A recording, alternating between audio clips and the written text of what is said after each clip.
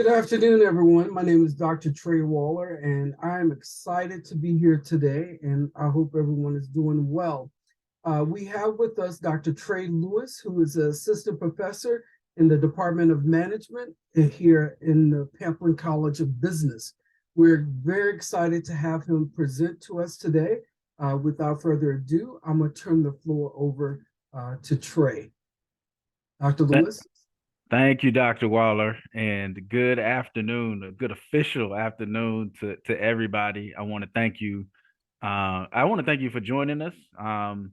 So my goal is to make this of some value to you. So I'm going to be talking to you and just presenting to you a little bit about my career journey. I'll talk to you a little bit about my current research agenda, and more than that, I want to leave some time for Q&A. So that's essentially what we'll be doing for the next we'll say 40 minutes to 50 minutes to an hour, however long we have.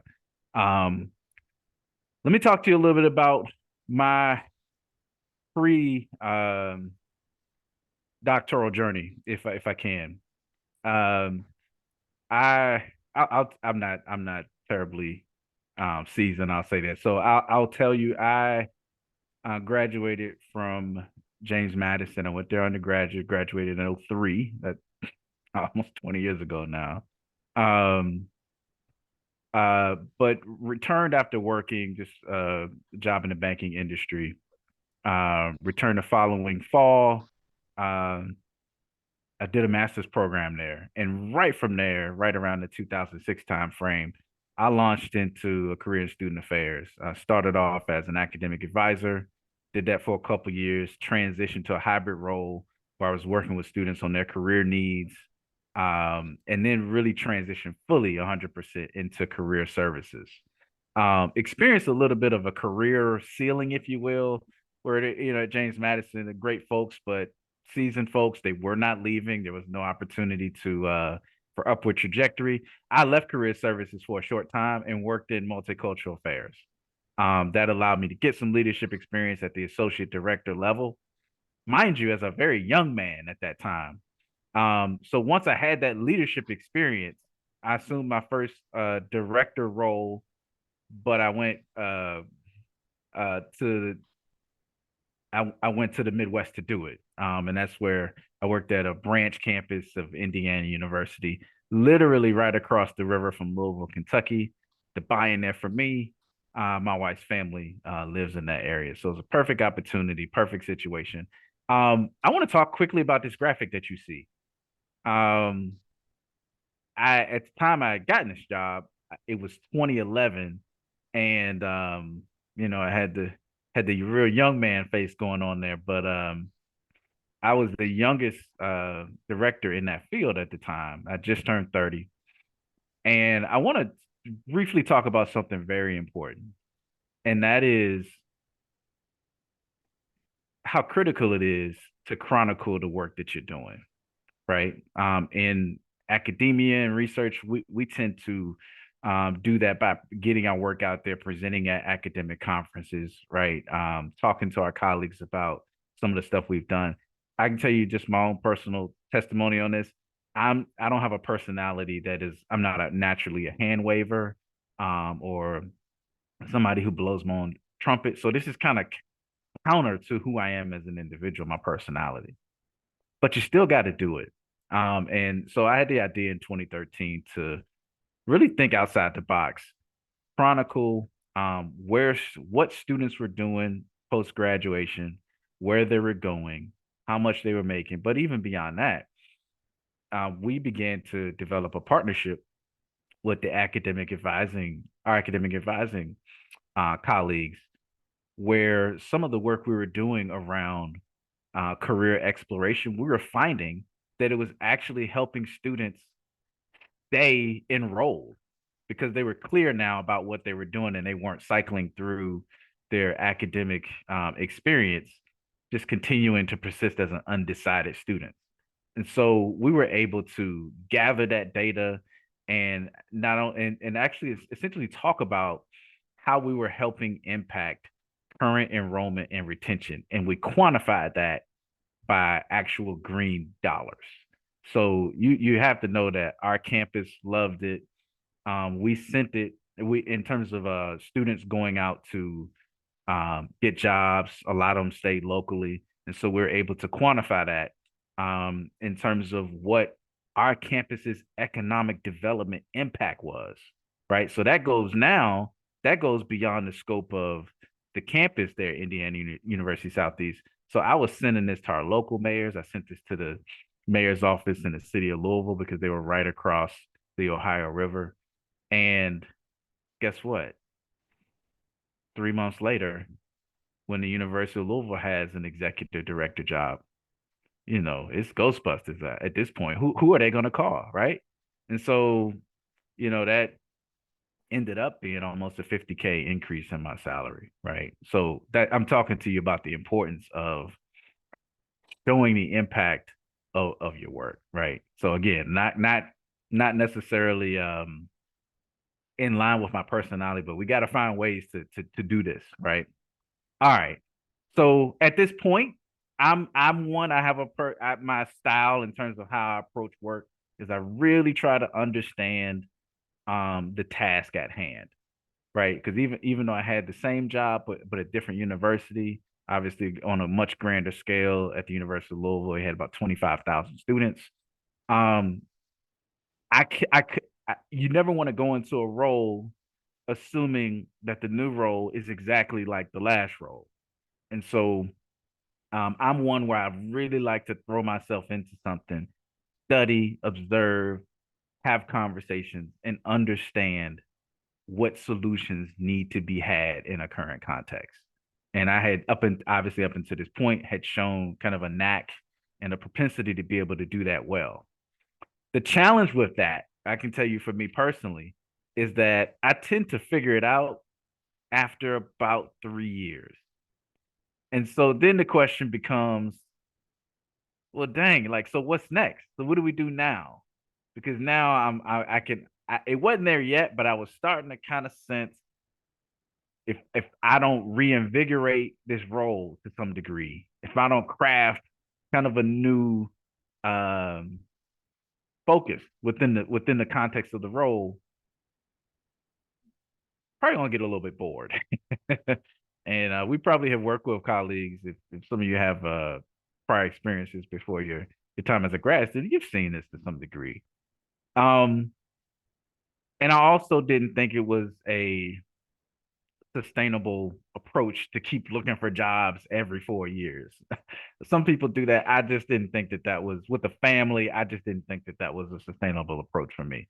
So I really wanted to think about a pivot. And so this was where I was at a crossroads, right? I needed to pivot and I needed to understand how I needed to pivot because I wanted my pivot to not just be something new. I needed it to be a quantum leap and something that propelled myself, my family forward, and something I can really grow with for the rest of my career. So what is that? How did I kind of come up with that? And that's where I want to transition to a book I picked up. It's right around 2014, 2015. And this is the motivation behind the title of the presentation. The book is The Startup of You. Reid Hoffman was the founder of LinkedIn. Uh, I cannot remember what Ben Casnocha did. But anyway, I digress. When we talk pivoting, and the whole thought about this is if you think about the context of a startup or a new entrepreneurial company, if we're launching a startup, we kind of need to understand three things. One, we need to understand the assets or raw materials that we have in our possession to produce a particular product or service. The second thing we need to understand is just to determine like exactly what product or service we want to provide. Like what do we aspire to provide? And thirdly, I gotta understand the market that I'm trying to serve. Without those three things, you're gonna miss in terms of trying to really successfully launch a startup. Um, the one thing I think that Reid and Ben got right in this book is, as you can see this graph in this graphic in this image, the pieces never really ever connect. And what they're trying to get across here visually, and they certainly get it across um, verbally, is that these aspects are always floating. They're always under development. They're always dynamic. They're never stable. Indeed, our assets, they're malleable. And that's what I want to talk about next. We'll jump right into assets, right? When we talk about assets, we're generally referring to like your natural areas of gifting, um, which you certainly need to continue developing. But we're also talking about the skill sets that you can add and acquire, and make sure you supplement your own toolbox. I think this is a moot point if you're not intimately aware with what your starting point is. So I just happen to have a belief that when we all came out the womb, we were endowed with some specific gifts, some specific things. And let me define that for you by the great philosopher Steve Harvey. He says this: a gift is the thing that you do the best with the least amount of effort and preparation. That's your gift. Now, if you're not sure about this, I would recommend you ask those that are closest to you. Now, to qualify that even further, not everybody who's super close to you may not completely keep it honest with you. So make sure you're asking those individuals who can really, really shoot you straight. You know, when you look at me, when you size me up, what do you think that I am naturally good at? And listen, but I will be willing to bet many of you already have a pretty decent idea. Maybe that exercise would just simply be to confirm that what you already know. Um, to get to a more maybe objective way to kind of understand what your assets are, so to speak, I recommend StrengthsFinder. If you're not aware of it, please Google it at some point, www.strengthsfinder.com. It is an assessment, right? So it'll give you, and I think there might be a free version, but don't quote me on it.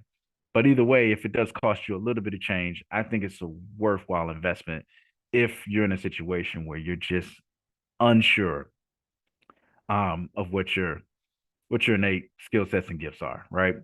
But that's where you want to know, and you want to be able to build from that, right? Your aspirations, on the other hand, when we think about that, think where do you wish to go? How do you wish to apply the gift? In what arena do you wish to apply this gift? Um, there's some effort required, I believe, in order to get to a sound answer on this question. Because how can you think about this? How can you answer that question about where you want to apply the gift if we ourselves, we may not necessarily be aware of what awaits us in each context? I'm gonna give you a completely tangible example there. Um, I was actually at a career quandary um, when I was working at Indiana University, the branch campus. I was wondering, is this for me? This is before University of Louisville reached out. And I began to go on a series of informational interviews and job shadows. Why? Because always knew I wanted to help people in the context of education. I was currently doing it, but just not 100% fulfilled. I valued autonomy, right? I wanted to be able to dictate when, where, and how I do the work. So I thought I wanted to go into guidance counseling. I was really intrigued by this idea that, boy, summer's off. Hmm, maybe that gives me the space to be able to do my own thing in the summers. Until I actually took an entire day and I shadowed guidance counselors at high schools that were diametrically opposed and opposite from one another demographically. I got a chance to see um, high schools from the highest socioeconomic status, and then one same city from what you would think to be a lower socioeconomic status. And I walked away and I was clear about something. That's not what I want to do. And so, as you answer this question, this might require you to do a little bit of that homework, to sit with some folks, talk to some folks. And so, I can tell you, I also talked to many current professors at a variety of different institutions, and everything that each one of them said, it resonated. And so that gave me a little bit more confidence that this is where you want to go. And why do I say this? Because you don't want to guess. If you guess now, you're losing time, right? And not that I believe that every experience is a waste. I don't think any experiences are wasted, but I think life is finite, right? And so you want to try to be as straight as you want to try to shoot as straight and as accurate as you possibly can to maximize the time that we have, right? So that's what this is really all about. Now we get into market realities, right? So, when we think about this, you have some ideas and and just hey, you have an understanding of what certain professions, how to market value certain professions. And so as you pair that up with what your desire is, that's going to inform which way you tend to go. And so I had certainly done my homework on what the going rate in market was for a professor, even at the entry level. Um, and it certainly made sense for me to go in that direction. When I say market realities, um, that doesn't include other things that perhaps may be a part of your value system. All right. We think social impact. We think the impact that you want to have on certain others that you want to work with. That's critical too. And so that I think falls more in the aspirations category. But we would be remiss if we weren't responsible and did not do our homework on how the market generally would appreciate someone doing a certain role, right? With all of that in mind, okay, keep an eye on time. I'm doing pretty good. With all of that in mind, um, we made a really tough decision. And I say we because it wasn't just a me thing, right? And so we in 2017 made a career pivot and I left my almost six-figure job to take a $20,000 stipend uh, to join the doctoral program at the University of Tennessee. Um, I this was one of the best decisions that I could have made. Um, and my daughter's now 12 now, and I just joined the faculty here at Virginia Tech and the Pamplin College of Business in fall of 21. And so this was all based on just um, some introspection motivated by the startup of you. Was this hard? Yes, it was hard. I already talked about the financial implications of it. Long days, long nights, and making do with the best we can in terms of the pay. That said, I want to briefly now kind of go into a conversation about what I study. What is the whole research thing about that I do? So I specifically study how aspiring entrepreneurs navigate the startup process. Um, Most who study this sort of thing are focused on um, who's successful, who successfully launches, who successfully gets profitable, who ends up being able to sell to an investor and exit. Those are really important things. I like to go even deeper because when we think about the process of becoming successful in entrepreneurship, it really does entail aspiring entrepreneurs. In the research, we call them nascent entrepreneurs, engaging in a specific entrepreneurial task, right? And so it's one step in front of the other.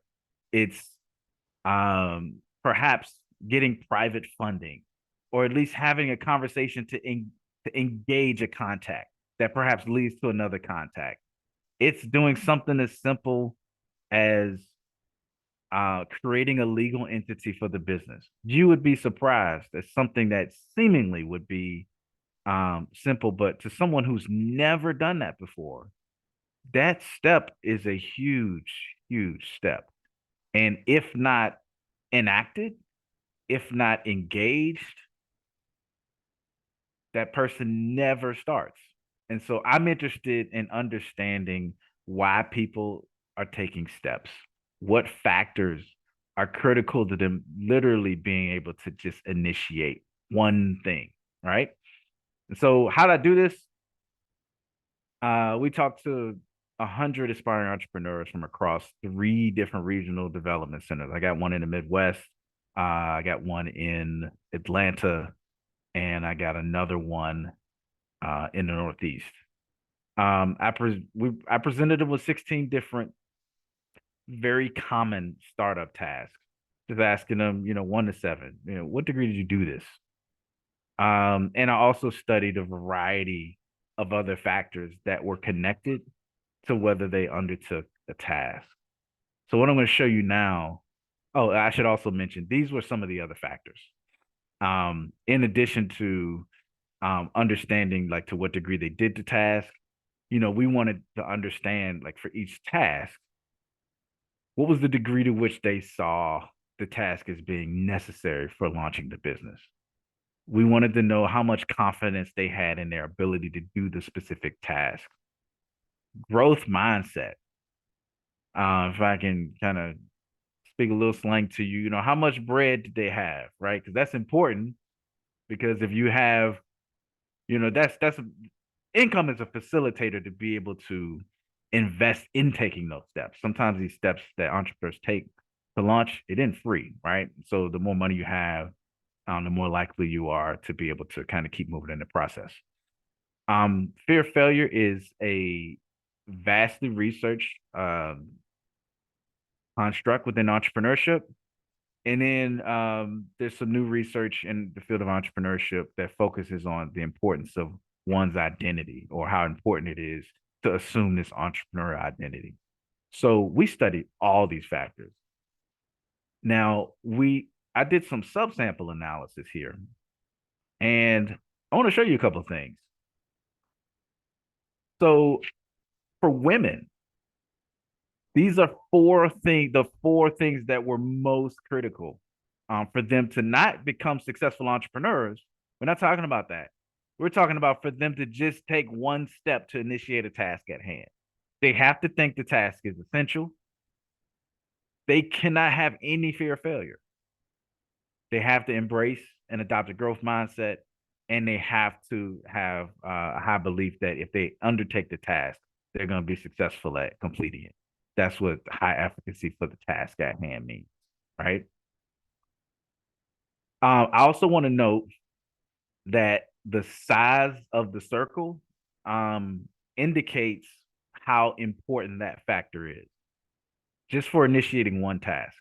So for men, you see that some of these same factors are at hand. Some of them are a little bit different, but the circles aren't nearly as big as they are for women, right?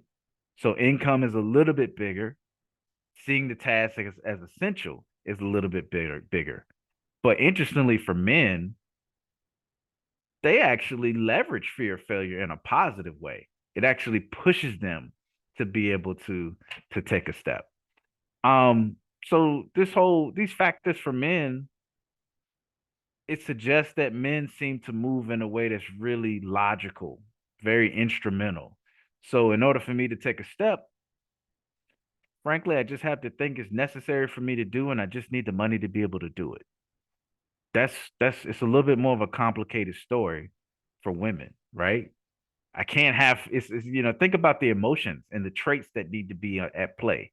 I can't have any fear. I need to believe the task is something that I can do, and I have to have a growth mindset. That's a lot of effort and energy to kind of push this snowball up the hill, so to speak, right? And if you think that that is daunting, let's look at the story for Black aspiring entrepreneurs. Notice, I'm gonna go back. You see the size of the circle for women? Check out the size of it for Black aspiring entrepreneurs. Now it's even larger, meaning that these factors are even more critical. They're more important. Not for Black entrepreneurs to be successful in starting up, just for them to do one thing. That's it. One thing. High efficacy is huge. Growth mindset's huge. Income is huge. I'm not even going to get into the research in terms of the historical disparities in income and in net worth and net wealth among Black people in the United States. That's not the point of my presentation. Rather, I bring that up in referencing because perhaps there may be some reasons why income is so important for Black aspiring entrepreneurs, but also this idea of becoming an entrepreneur and it being important to their identity. Those are interesting. These factors are a part of what makes a white aspiring entrepreneur take just one step to initiate and undertake a task, but you can certainly see the relative size of these circles. They're important factors, but they're nowhere near as critical as they are for Black aspiring entrepreneurs. So I didn't want to take you down a rabbit trail of the specific methodology that we use because that's not the point of this presentation. But I want to do so. I just want to wrap up. And yeah, we're doing excellent time. I just want to wrap up for you. Here's what I hope you have taken away from my very brief conversation with you. From my career journey, I hope you have grasped the impact or the importance of sharing the impact of your work. Because that sometimes that has a way of opening doors for you. Um, Let me also be honest about that. Might that invite haters? Let's just be honest about it. Yep, it sure will. Um, but it's not about you and it's not even about your career progression. For me, I can tell you this is about trying to scale the impact of my life's work at that time. And so I wanted to be in a position to where I could serve more students. I felt like I had something to offer. And at that time, I was at I shouldn't say only, that's not true. I was at an institution that was serving about 7,000 students. And I felt I had something. I felt I had something that more students needed to benefit from. So come what may, come what sure, certainly there's some jealousy and haters that kind of come along. Who does he think he is getting the president or chancellor involved? And we have to sometimes find a way to just be unbothered by that. Secondly, I hope just from the pivot that I talked about, you got to understand how these three things intersect. If you could at least take some time to absorb it and think about it, I think if a pivot is ever needed along your journey, I think you're going to be more accurate, and I think you're going to be more effective in determining where you should be pivoting. Right. And then just from my research, um, we there are a lot of studies in entrepreneurship research about a construct that we call entrepreneurial intentions. This is an individual just essentially raising their hand and saying, "Yes, I want to be an entrepreneur." But as my work just showed, it is a real gap between saying you want to be an entrepreneur and then successfully causing your startup or your small business to emerge. And that's really where my research lays. That's where it lies, right? At that gap between thinking and doing. And sometimes doing the hard stuff. So I just want to encourage you.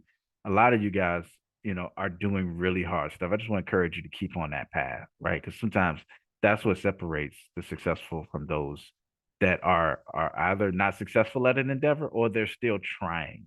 It's they're not doing anything, but they're professing that they're still engaged in the effort. So keep doing the work. That said, I now want to open it up to any questions that you might have. Not limited just to anything that I may have covered, but certainly we would encourage that. So if you have a question, what I want you to do is just unmute. I'm going to ask that you unmute your sound, but also unmute your video. I want to see who I'm interacting with. The floor is open.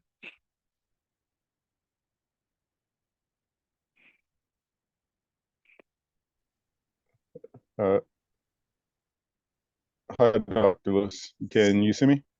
Is this Joshua? Yes, go ahead. Go ahead. I can see you. Perfect. Yeah. Okay, great. Thanks for the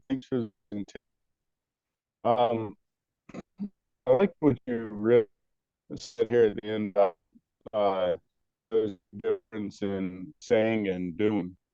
And that's really what kind of I guess make or break it. Do you go over any ways to improve your ability to be more of a doer instead of just a talker, I guess? Yeah, that's a good question. And I'm going to answer your question certainly well beyond that. I'm going to raise up and not so much answer that in the context of entrepreneurship. I'll just answer that very generally. Um, I think you have to chart your course, meaning um, really understand what needs to be done. What do I have to do to accomplish a certain aim or a certain endeavor or a certain goal? Um, I think beyond that, I think our psychology is built where we get encouraged by wins. So if there are some easy wins that you know you have a really high likelihood that, hey, if I try this, I'm probably going to win, go ahead and accomplish some of those early wins. But don't wait too long before you have to tackle something that perhaps you don't have a high level of ability in. Perhaps you don't have a high belief that if you try it, you're going to succeed. Because at some point, you are going to have to engage in that work. I'll just really quickly say this. My colleagues and I, we were we just a couple of days ago published a paper in our field of the management, our top journal. And I think that that journal has like a 4 to 5% acceptance rate. Um, and so we're really thrilled about it. But that particular paper, I'll tell you honestly, as one of the folks who were involved in the methods and the statistics around that, I didn't have a high level of efficacy when I started my doctoral journey in methods and statistics. So much so that my work on that paper, it caused me to realize that I had statistics anxiety. Whew. Well, I got some help. I went to the school counselor and I talked it through and I got some help and we learned some coping mechanisms. And so while many might see that paper published online in the top journal, quantitative journal in our field, many will never know, right? The gap that I had to close between thinking and doing. So I appreciate your question, Josh. This is not something I just researched. This is something I'm built like this, and it's not because I have any type of special power. It's just a raw commitment. Sometimes, drawing from, your sources of motivation. And guys, let me tell you, I know I got a late start. I was much older than my peers, but I got to tell you, I had the motivation I had to win and succeed. You're looking at it. So it gave me an extra fire in my belly to close that gap and close it quickly. Most programs are 5-year programs. I finished mine in 4. Um, that's not for everybody, but it certainly made sense for us and our family. So very good question. Thank you. Yeah. Any other questions? Dr. Lewis, it's Joseph Sturgis. First of all, thank you for your time and talking with us. I was very fascinated by your story, but I was really fascinated about the results of your study.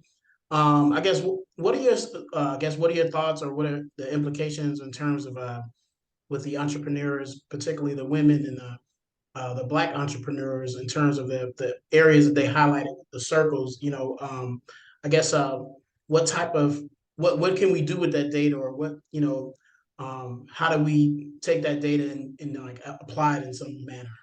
Yeah, no, that's a really good question, Joseph. Thank you for that. Um, This has, to me, this has some really, really serious implications for entrepreneurship education and entrepreneurship training. Because when we think about these stakeholders that deliver these types of training and education, I'll just use my context. I was working with various small business development centers, and when you work with these entities, typically their focus is, oh, okay, well, you're a little bit opaque and unclear about the process. Great. This is how you navigate the process. So the focus is 100% on the how. But as my results suggest and show, we need more emphasis in terms of these entities helping entrepreneurs, in this case, specifically women, aspiring entrepreneurs and Black aspiring entrepreneurs here and here. But that is largely absent from the way that these entities tend to practice the delivery of entrepreneurship training and practice. We just gloss over it as though every aspiring entrepreneur is the same, and they're not. And even among women, they're not a monolith. Even among Black aspiring entrepreneurs, they're not a monolith. So we could even go a little bit deeper in that process, but um, frankly, sample size prevents us from doing so in this study.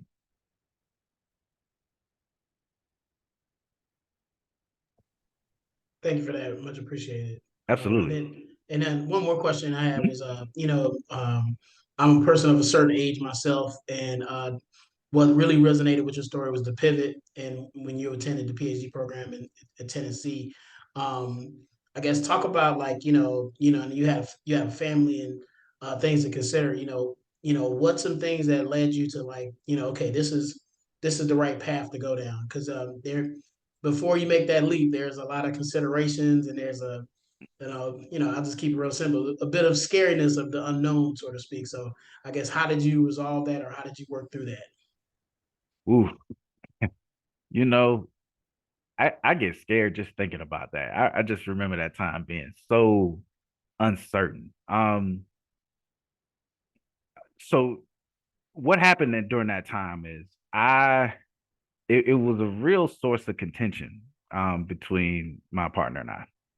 This decision to move, particularly to move somewhere else. Like, as I mentioned before, like, why are we moving? Like, we got a stable life here. Like, what are we doing? Like, what are you after? Like, dude, you make almost six figures. Like, what are we talking about? So my partner, in fairness to her, she could not logically wrap her mind around, why? Like, why would you want to do this? Right. And let me also mention this. I had some friends that couldn't wrap their mind around that either. So if you're thinking out about a pivot, you really should qualify the people you're going to talk to about this, right? And what you want are people to really dig and be willing to listen and understand your why. Because it's not that I had a problem articulating the why. It's just they couldn't grasp it. So I can't. We can't live our lives hoping that other people grasp it and get it. I just had a saying to myself, I will look smart later. That'll happen later on, right? And it has, right? So what I would tell you is this. Um, we didn't agree for quite some time. And it wasn't until the last second my partner found some peace that we were going to be okay moving. Um, at the end of the day, I had some other options in terms of doctoral programs. I chose the right one. During my second year, we had a couple new faculty join. We already had an awesome roster of faculty. I think I would have been just fine, but there was a couple faculty member, one in particular, ended up taking a job at Tennessee during my second year. So it's not like I came because of this individual. Came my second year, and I think I think this person's really world class at what they do, and I had the privilege to be able to train under this person. So just the stars aligned, everything worked out. In terms of how you make the decision, um, everybody has to have kind of a base, some compass. For me, I am a person of faith. I identify as a Christian. That stuff guides. I mean, that guides how I make decisions and ultimately how we make life decisions in our family. So whatever that is that you draw from, um, if you're clear that you're led in the direction, then there's nothing left to do but go. And go scared, by the way, but go. Jimmy, I think you had a question, sir. Yes, thank you again for this presentation. So I know, you mainly work with on the research side of entrepreneurs and potential startups. Do you ever work with startups themselves? And I'm asking this because I know Virginia Tech has the Apex Center, the Entrepreneur Startup Center that I've been meaning, to also get connected with. I was wondering if you do anything similar to that around campus.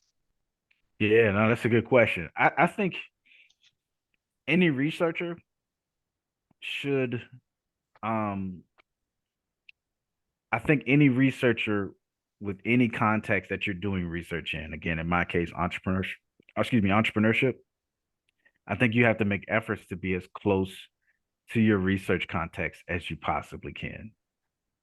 So I've done that in a variety of different ways. I've talked to a few of these aspiring entrepreneurs in the project that I just mentioned to you. The project that we just got published, we actually got data from a startup. Um, and it was real quickly, it was about what startups can do to better recruit and make themselves more attractive to candidates. And so we were able to get data from a variety of startups. And so, yeah, in order to do what we do, you have to be able to do that. One of the things that I really wish I had more time for is to be able to be more actively involved in the entrepreneurship practice that many of our students are going through at the Apex Center. I'm a fan of those guys. They're doing excellent work. Um, and even if the students don't ever, and I haven't made this point, I think I should, even if students don't ever successfully emerge as entrepreneurs, what you get from engagement in the Apex Center is the skill set on how to think entrepreneurially. That is just as valuable. It's think about the entrepreneurship process. When it comes to determining what product or service to offer, it essentially means that you first identified some sort of unmet need in the market. Well, many of us have had paid roles and paid jobs where you come into a situation like, here is a deep, deep unmet need. And and I think we have a solution within our grasp that we can develop and fill that need. And we're going to communicate about how we did it. So, Jimmy, that's my long way of answering your question, but the short of it is, yeah, anybody who does this sort of work, you got to be connected in some way. I just wish I had more time to do it at the Apex Center. We have the research responsibilities, we have the teaching responsibilities, and Virginia Tech's a global institution, so they certainly expect quite a bit of the research Makes sense. output from us for sure. So one more question. This might be a tough one, but from your personal experience, from all the research you've done, from the people you've spoken to, could you summarize what you personally think is one of the biggest factors that just stops people from either starting a startup or like continuing it or falling short? I know that's a pretty loaded question, but just from your personal experience. Oh no, I'm clear on my answer. Whatever you believe, whether you believe you'll be successful in emerging as an entrepreneur or whether you don't, you're always right. You're always right. So when I talk belief, I'm not just talking in belief in terms of you know, what you feel in terms of your confidence in being successful in acting activity. I'm just not talking about that. It's when you go towards an endeavor at large, if you believe that you're going to be successful, or if you don't, you're always right. And you will encounter some challenges. I just spoke this. I gave a personal experience in terms of how I kind of ran into some, and I could probably bore you with many more. I won't do that. But if you look at that as just one blip in the radar that I just must overcome, I just simply don't know how to do that yet. So then the question becomes, is this something that I can overcome with a little bit of time and effort on my own? Or do I need to call in some reinforcements and ask for help? So all of you folks that on this call, I've been guilty of it a time or two in my life. Sometimes you're gonna have to ask for some help. And I don't know how that resonates or who it might be resonating to. I might just be talking about things beyond just professional too. I'll just leave that right where it is. And I guess this is one question I really like to ask people, but if you could do it all over again, what would you do differently? Nothing. Nothing? Okay. Nothing at all. Nothing at all. Like I said, I don't believe it that there are any wasted experiences. Um, all of my own personal experiences have given me a very distinct lens that isn't right, it isn't wrong, it's mine. And in some cases, it's very much an advantage. In some contexts, maybe it presents a few blind spots to me, but I need to be thoughtful about it and have others around me to say, hey, here's how I see it, here's how I'm looking at it. What do you think? Challenge me on this. Makes And sense. we tend to be a little bit better when we have a capacity to do that. Okay. Maybe let me rephrase the question. What do you wish that you knew back then that you know now? Okay, that's a fair question. Hmm. Actually, I'll go back to what I just said. I was one that and it's why I paused for dramatic effect when I said it. But so I'll say it again. I would have asked for help much sooner. I was one who I would plow and power through, and I thought the solution to everything was either more time or more effort or a mixture of the two.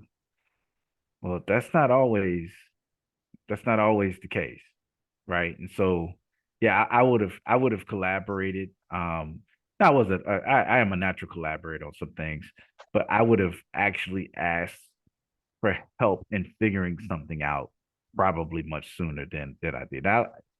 That's why I'm fortunate that I went through the doctoral journey a little bit later in life than maybe what most other people do, because I was able to I had already exercised that muscle enough to be able to be successful. Well, thank you, Dr. Yeah, Trey. good question. Thank you. We're doing actually pretty good on time. We can field another few questions if anybody has one. All right, I have a question, Dr. Lewis. So I'm Joseph James. Right now I'm thinking about either becoming a professor or starting my own business. So, uh, but I resonated a lot with the thinking about the fear factor. I mean, sorry, the fear of failure factor and the income factor. So I was going to ask you, what step would you recommend me taking right now to actually get started in the process? That's a good question. And Joseph, congratulations on just being able to think through such good options, right? You're choosing between good and good. uh, what I would tell you is this. I would challenge your question a bit because you posed the question as though it were an either or. And we may not be talking about an either or. Some things, it doesn't mean you can't do both, but perhaps things have a season of focus associated with both. Right. So perhaps, it may be for you to focus in on one and then come back and do the other. Right. Or vice versa. But it sounds like, just from what I'm hearing from your question, I really listened to how you asked the question as well and the tone you use. Both of these things are important to you. Oh yeah, definitely. Because so just to give you a little background, I enjoy working with students. I'm actually working with Radford High School. I worked with them last summer. They gave me some more money to work with them again to actually go in and actually help students learn more about VR. So that's more of like passion of teaching. And then I also, within the research, data visualization, helping people understand energy data, and just being a professor, like having that be able to give back in that situation, as far as having grad students up under you, being able to give back. So I'm very passionate about both. So just trying to figure out. I would like to do both. Or when I pose this question, people are like, why don't you do both? I was like, well, I don't know how to do both, but it makes sense as far as the seasonal approach. Everything doesn't happen. Everything doesn't happen. Everything doesn't have to happen right now. Right. Yeah, I mean, because I'm just gonna shoot you straight. Mhm. And this is not 100% objective. This is Right. subjective, but I don't think there'd be very many people that would challenge my take on this. It would be very, very difficult for you to do both things at one time. And this is just me understanding the demands that actually come with both. I do have that perspective. Mhm. So that's going to be very difficult. However, I can tell you, there are many engineering professors. There are a whole lot of entrepreneurship professors Yeah. that they were actually former entrepreneurs. Mm. But the time was right where they felt, you know what? I need to step away. I need to sell. I need to exit in some way so that I can now go do this, or vice versa. This is not something we talk about in academia a lot, but um, many folks who are professors, when they're away from Doing something Virginia else. Tech or their Yeah. associated institution, they're very much doing other things, right? Mhm. I won't talk about that today, but I happen to be one of those people. So, don't think you can't do, but to be clear, those weren't things I was very much engaged in while I was going through the endeavor of getting a PhD. That Right. these things don't equal, and even now, do it on a much smaller scale because Mhm. my focus is on the research and getting tenure here at Virginia Tech. Gotcha. Yeah. Okay. Thank you. Mm-hmm.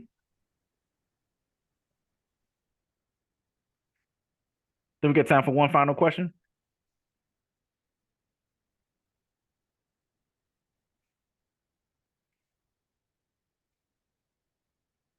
I had a question about taking the leap, like you said, going back to school. So I Mhm. was wondering, since you all already had a pretty good setup going on and had to weigh a lot of factors, when do you think is the point when you can kind of evaluate whether that jump was worth it? Was it just kind of like how well you adjusted to the new position or the financial gain, or do you think you have to wait way down the line to kind of evaluate things at a higher lookout?